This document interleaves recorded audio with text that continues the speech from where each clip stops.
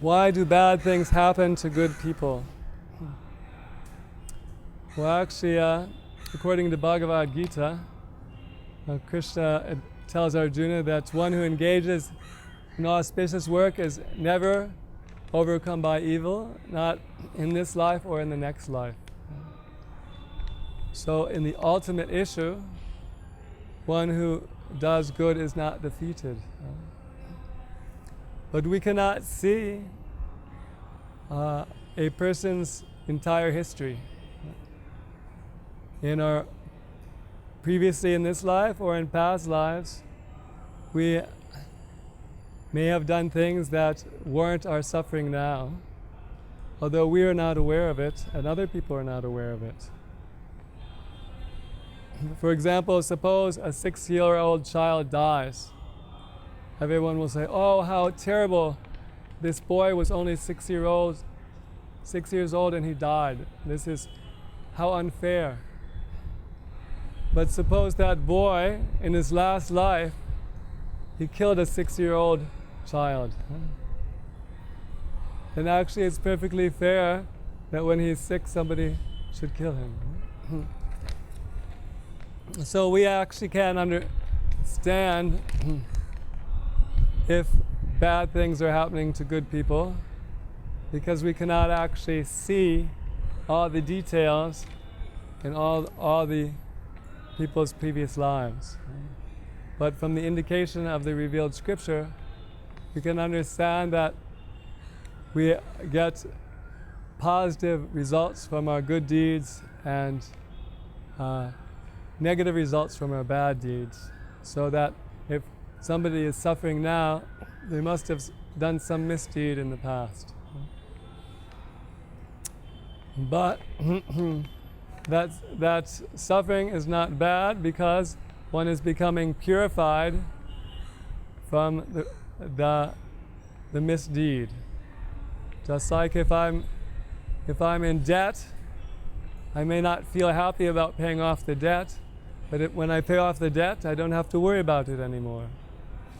So when we're suffering, we're paying off the debt for our past misdeeds.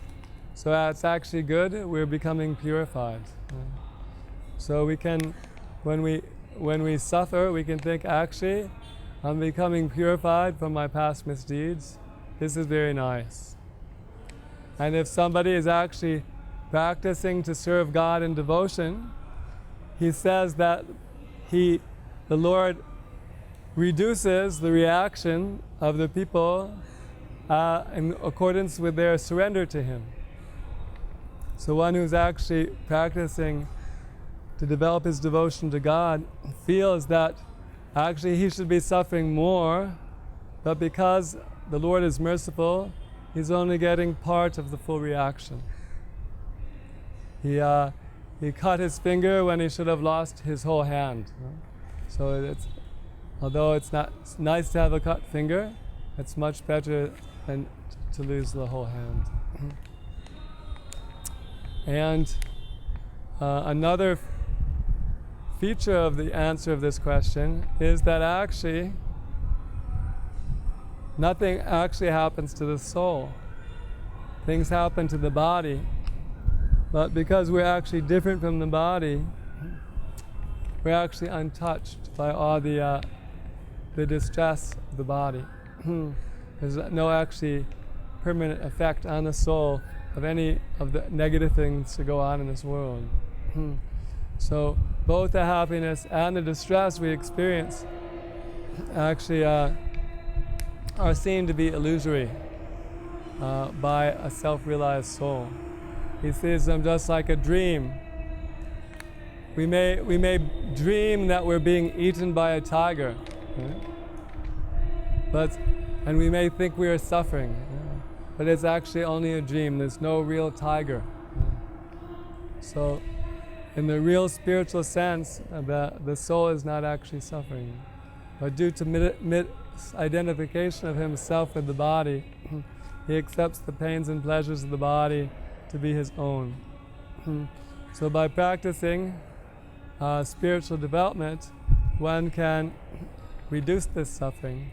There's one nice verse.